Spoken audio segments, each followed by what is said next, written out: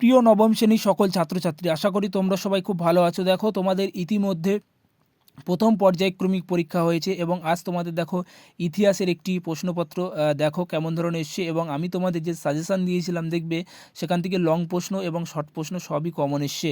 এবং আমার ছাত্রছাত্রীরা খুব ভালো প্রশ্নের অ্যান্সার খুব ভালোভাবে উত্তরগুলি দিয়ে এসছে। একটু দেখে নাও প্রশ্নপত্রগুলি, শর্ট প্রশ্নগুলি খুব ভালোভাবে একটু দেখো। 10টি শর্ট কোশ্চেন আছে, একটু দেখে নাও এমসিকিউ।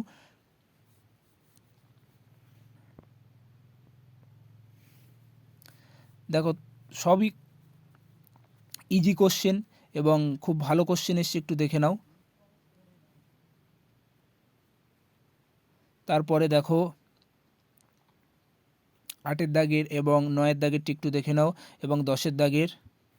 এবং বিভাগ খতে কি আছে দেখো, বিভাগ খতে আছে দেখো লেতার দি কাছে কি। এবং তোমাদের আমি সাজেশান দিয়েছিলাম ইতিহাস বিষয়ের আসিয়া রেজিমেন্ট বলতে কী বোঝে, এটাও কমন এসছে। এবং ওয়াটারলুর যুদ্ধের পর নেপোলিয়ানকে কোথায় নির্বাসিত দেওয়া হয়েছিল, তোমরা জানো সেন্ট হেলেনা দ্বীপে।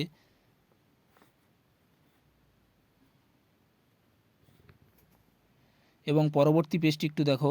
দেখো 2 নম্বর পেজের প্রশ্নপত্রগুলি দেখো না, সত্য মিথ্যা নির্ণয় করতে বলেছে, একটু দেখে নাও।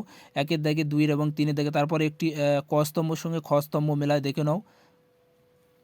তারপরে বিভাগ খতে দেখো 2 নম্বরের কোশ্চেনগুলি দেখো, করবি কি এবং সাঁকুলেত কারা নামে পরিচিত ছিল। দেখো এইসব প্রশ্ন সবই কমন এসছে। দেখো মহাদেশীয় অবরোধ ব্যবস্থা বলতে কী বোঝো, একটু দেখো না। শত দিবসের রাজতন্ত্র বলতে কী বোঝো, কোড নেপোলিয়ান কি, দেখো এগুলি বা ত্রুটি কোড নেপোলিয়ানের, এগুলি সবই কমন এসছে। তারপরে দেখো বিভাগ বিভাগ ঘতে একটু দেখো 4 নম্বরে যে ফ্রান্সের সন্ত্রাসের রাজত্ব বলতে কী বোঝো, এই প্রশ্নটিও কমন এসছে। এবং দার্শনিক রুশোর লেখা গ্রন্থ কীভাবে ফরাসি বিপ্লবকে প্রভাবিত করেছিল। এবং রাশিয়া অভিযানে নেপোলিয়ানের পতনের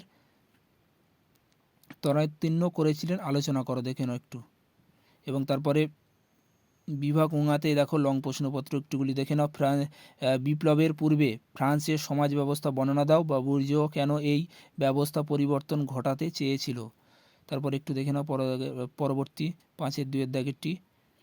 দেখো তোমাদের সব কোশ্চেনই কমন এসছে। ভিডিওটি সম্পূর্ণ দেখার জন্য অসংখ্য ধন্যবাদ।